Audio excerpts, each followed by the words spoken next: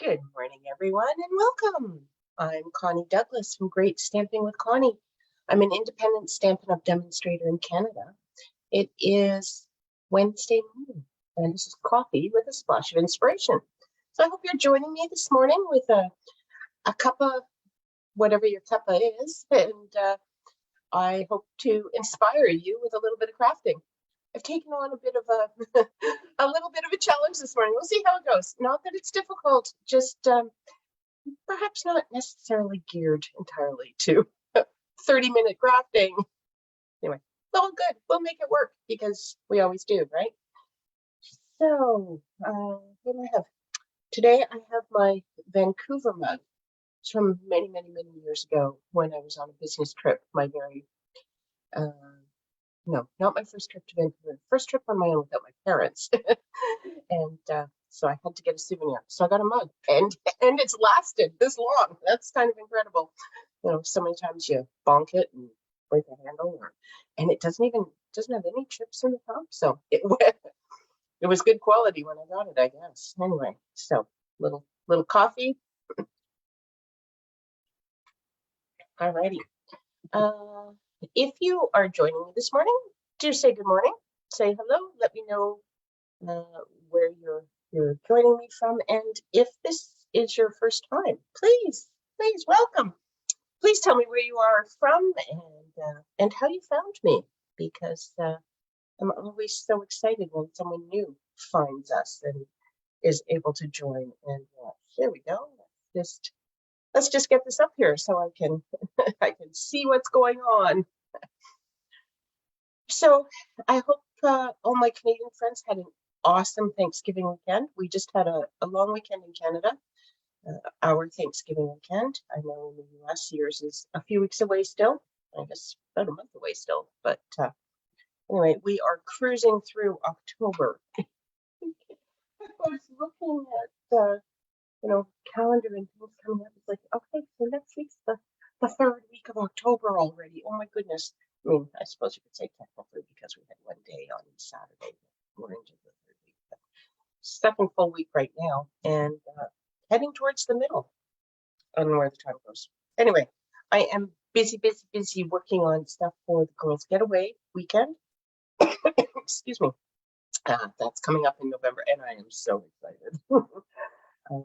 If you have not registered for that, you still can get in. I have 2 spots I could make available. Well, I have 2 spots available. If you are interested, do get in touch with me and let me know, and I will make sure you have all the details and everything that you need. We have Creative Memories consultant joining us, and she's going to offer a 2-page double, whatever you call it. 2 twos, 4 pages of layout class that she is offering for anyone that is interested. Totally optional, but from what I've seen from her flyer, it's going to be awesome.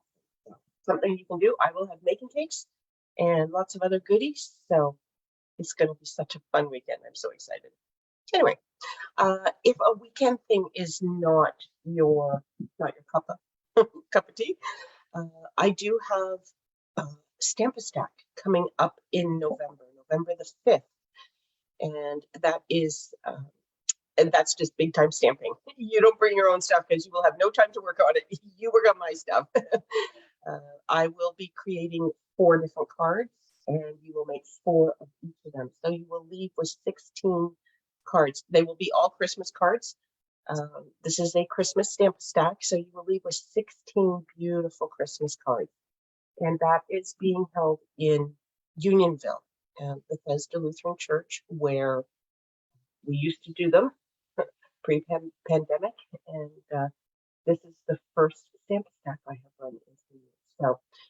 So getting back to doing 2 events that I used to do all the time, and it just feels so wonderful, and it's so exciting to think about crafting with others and spending. Doing a class is awesome, and doing it on Zoom is awesome. But to spend a whole afternoon or a whole weekend together in person, oh my, very exciting. So those are 2 big things coming up. And if you want any more information about either of them, I have had all the details in my emails that have been going out, but you are more than welcome to get in touch with me if you need some further information. If you are not on my mailing list, I would strongly encourage you to head over to Great Stamping with Connie and join my mailing list, because there's just so many wonderful things that happen from there. In my emails, I let you know about all of my upcoming events, and we're working. The online crafting trio is partway through the 12 weeks of Christmas, so every week we send out a new Christmas project. The 4th week just went out yesterday, so you want to get on that. It's all free and they're wonderful projects there, so make sure you are on my mailing list. Okay, time to do some crafting. Time to check and see what the cats are up to. They're down here again, making noise. So look at these interesting bits and pieces that we have. These are our water painters. They come in a package of 3 and they're different sizes. I have out the thickest. This is the largest brush, but there are 3. There's a fine tip and a medium tip as well. And so it just depends what you're doing. That's the medium guy if you have lots of large areas you want to color, but not as big as the big broad. And there's a very fine tip one. So 3 different brushes in your package. You fill the barrels with water.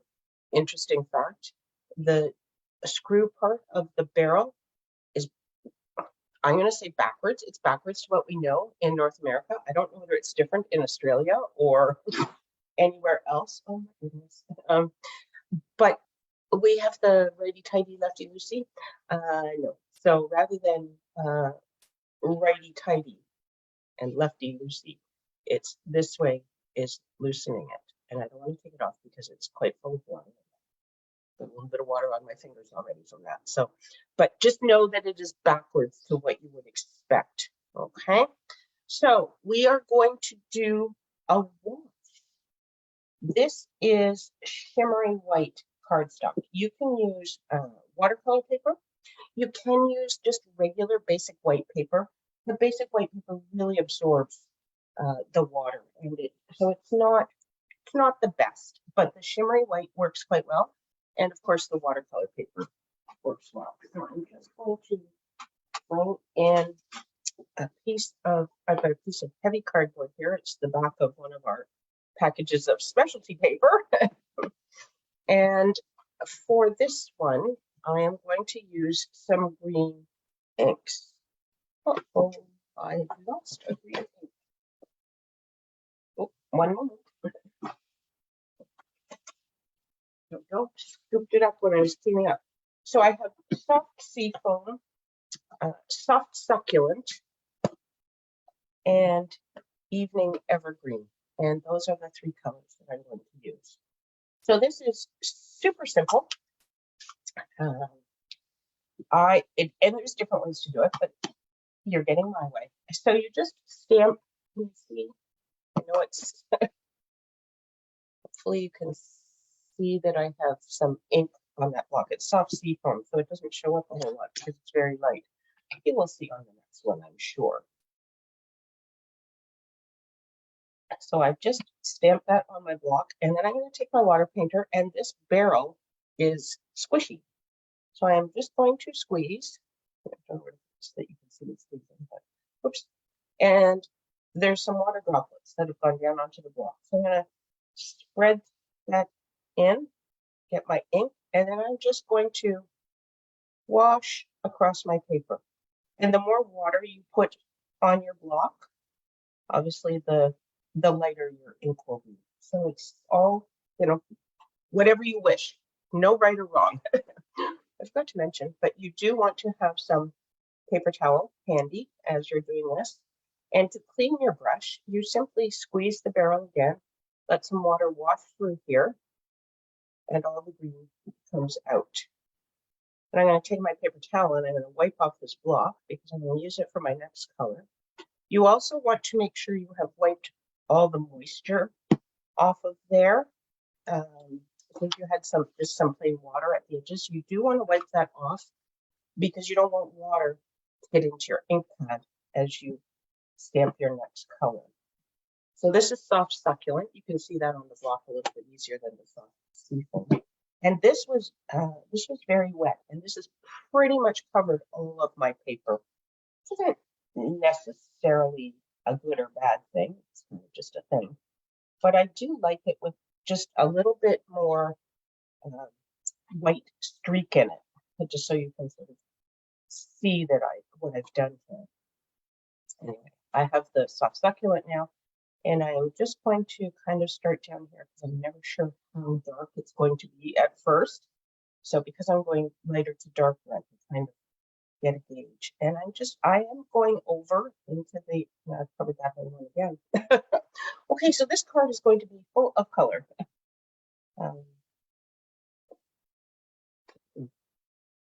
I did go over the soft seafoam just so it's a little bit blended and it's not a stark line.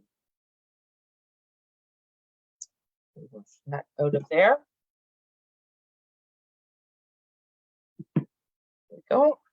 And then for the third color, we're going to do some evening evergreen. Now this is going to be quite dark. Too much ink on that. It will be at the bottom, and so we'll probably put our sentiment at the top on here.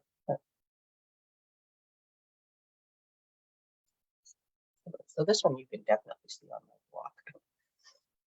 And again, we're just going to start near the bottom.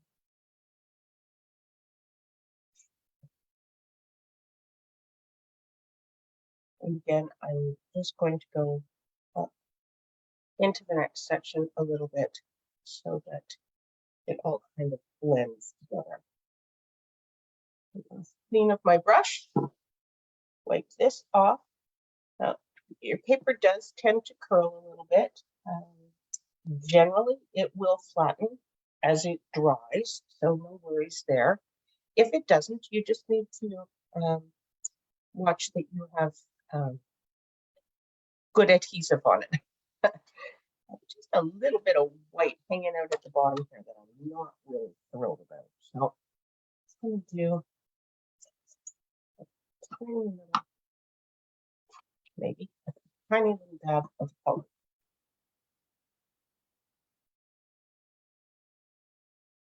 And that's all it needed. Because I could have left it, but it was one of those things that was just going to, I was going to see it. I should have just gone a little bit further with the color. Okay, and then, and this is why I said at the beginning, maybe not the best thing for a 30-minute Facebook Live, but you do need to let this dry because you can't stamp on it when it's wet. Like that. Your next stamps won't work. But I knew that was going to be the case. And so I was going to do a sample and have a whole card ready to show you. But then it's like, oh, I didn't leave myself enough time and it's not going to be dry and all the rest of it. So this first card didn't get made, but we'll finish it now. So you can stamp on here. This is your background. So you can stamp right on there. You can put another layer on. You can do, whatever you wish. This is just a background piece of paper. And you can see how in this one I have it more streaky, which was kind of the look that I was after. The other one's quite solid. Actually, I'm looking over at it now as it's drying. There's a few little streaks, but anyway. So this is Starry Sky, Tahitian Tide, and Balmy Blue. And I don't think I watered down my Balmy Blue quite as much as my Tahitian Tide, so they're quite similar in color, but it will be fine. So I have brought in my Memento ink, and this is the Snowflake stamp from the Christmas Light set. My Memento black. It's going on, but it's taking its time. And I am just going to put that, I think I'm going to put that centered this way, but down. I'm going to stamp my sentiment right on the top of this. And I don't even know what sentiment I'm going to use, but it's going to have to fit in that top section now. Give this a good press. I sure hope this works because I haven't actually tried it. Welcome to live crafting. Okay, there we go. We seem to have a snowflake on there. Now there's also some little snowflakes on this guy, and I think put some of these on. I think I'm going to stamp the sentiment first, just so I know what I have when I'm working with. I didn't really pick out a sentiment, but a season's greetings out of the Christmas to Remember set. So this was in the annual catalog, so it's not in the holiday mini, but it is in the fall mini. Some people call it the Christmas mini. It covers more than Christmas, but anyway, however you refer to it, it's not in there. It's in the annual catalog because it has carried over from last season. Awesome sentiments in this. It's good, a good go-to. Okay, so now my memento black seems very inky. Now, because your paper may be a little bit, so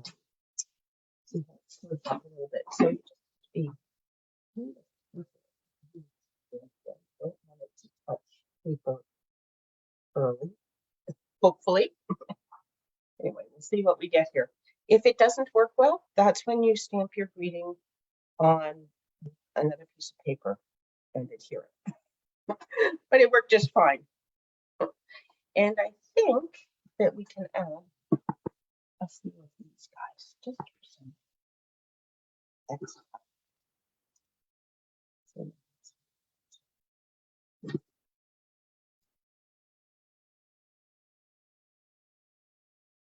There we go. Alrighty, somewhere there's a lid.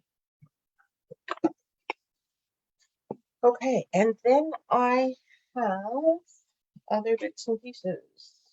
Okay, so I have a piece of Starry Sky and a white card base, standard card base, 8.5 by 5.5, scored at 4.25. Get that crease, and then I'm going to put this on here flat down. I'm going to prop the whole thing up because there isn't a lot of dimension to this card right now. So I'm going to prop the whole thing up. Hello, Donna. Good morning. How are you? Thanks so much for stopping in. And I'm going to use my liquid glue so that I can get it right to the corners. Although this, I mentioned that it curled and it generally flattens as it dries. It did, but it's still not perfectly flat. So we're going to use the liquid glue so that we can get it right to the edges and it will hold it all down. So once you get that in place and you're happy with it, best thing to do is flip it over. Give it a really good press on the back. And the reason I flip it over is because when I'm doing this, I'm not touching my top layer. This is just the back and it won't move the top layer. If you push and rub like that on the top, there is the risk of, you're pushing and you slide this top layer and then it's not perfectly placed as you had originally set it up. So as I said, we're going to put some dimensionals on here just to give it a little extra dimension. Should work. You can also, as I said, you can put the sentiment on a separate piece of paper and then you can pop that up. You could put your image more towards the center of your card and then you can kind of banner it over. There's lots and lots and lots of things you can do, but I was just keeping it simple this morning. So we can get this one. There we go. Give that a press, and then we just need some some gems, of course. And I don't know. I think they have place. Oh, here they are. They're hiding. I'm saying my standard go-to gems because I am thinking rhinestones, clear rhinestones everywhere. I'm going to put a great big one right in the center of my snowflake. And then I'm going to medium size. I'm just going to come in and put some shiny bits. Oh.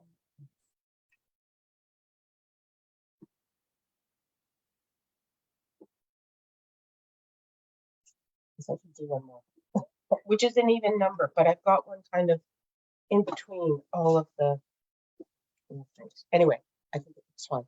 There's once you get a whole bunch, your odd number of gems isn't as crucial because your eye is not drawn to just a few gems. So, I messed that guy up. I have to take them off and start over. I lifted it with my fingernail, but I didn't get the adhesive, which is clearly still stuck to my card. Let's grab another nail. Well, something stuck. I don't know. Yeah, that's it. Yeah. Okay. There we go. Okay. Now I did do a second one of these. This is the one that I did for you, and it's just a little bit damp, but I had prepared another one that is dry. So I think I'm going to work with that one just so my ink, if what would happen if you stamped, because our inks are water-based, if you did stamp on paper that was wet, you could end up having your ink run, which can be kind of a cool look if that's what you're after. It's not really what I was planning. So we are going to use the drawing. So I am using the tree from the same set as the snowflake, the Christmas lights, and I think I'm going to stamp with Evening Evergreen because that is nice and diluted, so it's not stamp on it. It's not nearly as dark as Evening Evergreen. So rather than using the Memento Black, I think I'm going to use the Evening Evergreen. This guy is really super juicy, and look what I've done. Okay, so you know how we always say gentle tap, tap, tap? Piece of paper towel here. If you don't, you end up, and this happens mostly with the red rubber, but it can happen on the you get ink on the edge, especially where you have small bits like that top piece. It's so easy just to wobble ever so slightly. So you just want to take a check. Now, if you just stamp straight down and you don't wobble, you will be fine. You know what? I'm going to need to put this towards, well, I'll put them right in the middle, I think, because I don't think my sentiment is going to fit. So I'm going to have to find a little scrap of paper and do my sentiment, or we don't do a sentiment, but we'll see. I hadn't quite worked that part out, obviously. There we go. So there is the other thing you can do, because this has a die that goes with it. You could die cut that, and it would be a very neat look as well, because you would have all the shading on your tree. Hadn't thought about that, but maybe I'll do that with the other one. Since I have two pieces of this paper ready to go. Now I suppose if I had put my tree down very close to the bottom, I could have fit my sentiment at the top, but I didn't. And unlike some of the paper that I use, this one's not two-sided. So that's okay. We will make it work. What do we have for sentiment here? Okay. Marion, magic is in the air. 'Tis the season. Let's do that. What do I have over here? Season's greeting, Christmas wishes, but I have a narrow. Pulled out a narrow because that's what was sitting here on my desk. What else do we have? What do we have in here? I wonder if joy will fit. Just a season. How about happy holidays? That's nice and narrow. It's not generally how I choose my sentiments, but but sometimes it is, clearly. So let's put that on there. And I think that we will try this again. Even stamp it in evergreen. Just going to put this in. Oof. I'm not doing well with the ink on the fingers today, or I am doing well. I'm getting lots of it. So that might be quite where I want it, but we'll see in a moment. Oh no, it's lovely. It worked out fine. Okay. And it's not too long, so I think we're good. Sip of coffee. I get working and then I forget to drink my coffee. Now, I wasn't sure what I wanted for a background on this. So this is, again, same standard card base. And nice crease, the bone folder. And I have brought a piece of soft succulent. And I also brought a piece of evening evergreen. I think that the dark color kind of sets it off a little bit more. Okay, so we'll use that.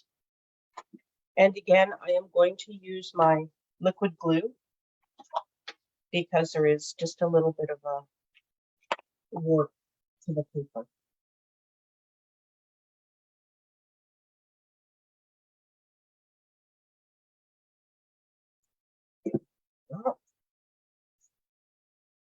If you haven't played with the water painters, they are tons of fun. They're great for coloring, and you can do that exactly the same way. You just put some ink onto a block, and then you, if you are coloring, you probably don't want to drop a whole lot of ink onto your block, but make sure that the brush part of your water painter is wet, and then you just pick up the color with the brush. The wetter the brush, the more diluted your ink will be.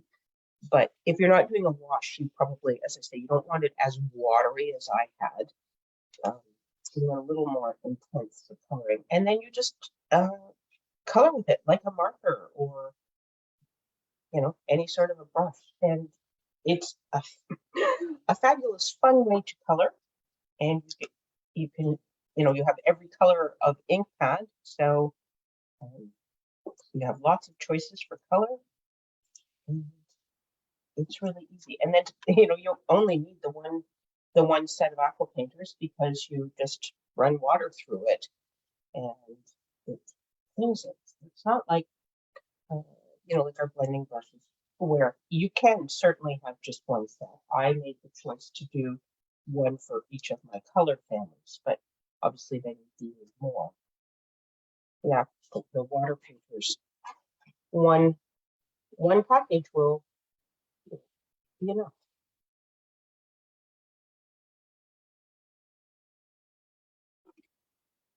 There we go.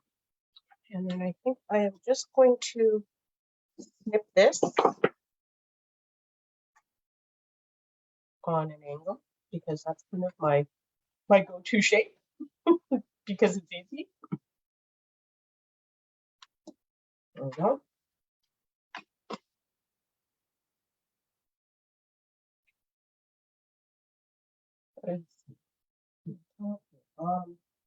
Up a little bit.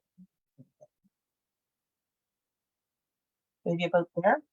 And I am going to pop him up with dimensionals.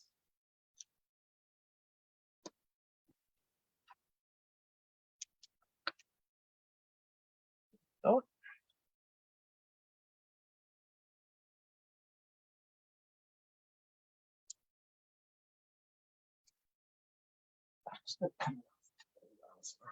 I'm not cooperating. And I'm going to dangle this right over pretty much the edge, just because. A little bit. Whoop, not that much. Hey, I'm struggling to get it straight. There we go. That's, when I look down at it on an angle, it does not look straight. Pink. Ever so slightly. There. Okay, I think we're good. Now for this one, I think we will add some red rhinestones. So rather than the clear ones, I think put some red ones right in the tree. Maybe a big clear one up there for our sort of for our tree topper. Give him some big glisten up there. And then we can sprinkle some of these into the tree.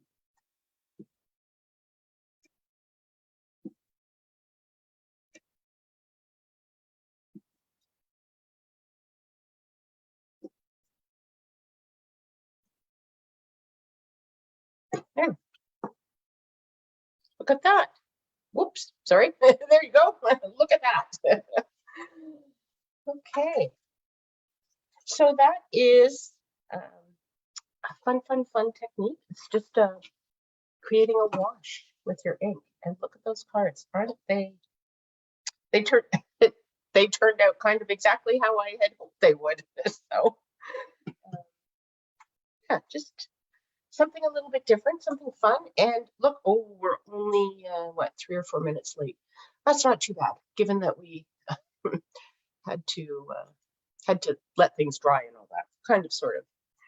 Anyway, that is your morning inspiration. Hopefully you'll give it a try. It is so much fun, and everyone is different because you get a little bit different quantity of water to ink.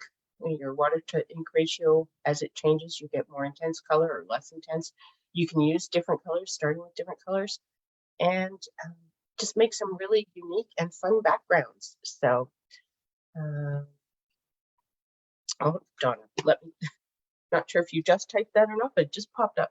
Nice cards, good idea. Oh, thank you so much, Donna. I'm so glad you like them. They are something a little different and fun. They're really, it's fun to make those backgrounds. And as I say, I'm thinking if you cut this out, that would be a really neat look as well. So you can make all your own background paper. There we go. Anyway, thank you so much for joining me this morning. Have an awesome day. Hope to see you all again really soon. Bye for now.